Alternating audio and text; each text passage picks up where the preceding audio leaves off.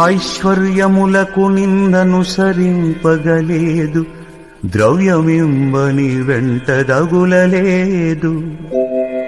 కనకమిమ్మని చాలా కష్టపెట్టగలేదు, పలకిమ్మని నోట పలుకలేదు. సొమ్ములిమ్మని నిన్ను నమ్మి కొల్వగలేదు, భూములిమ్మని పేరు పొగడలేదు.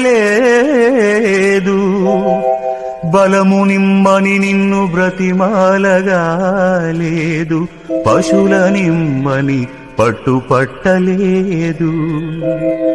నేను కోరినదొక్కటే నీలవర్ణ, చెయ్యనను మోక్షమిచ్చిన చాలు నాకు.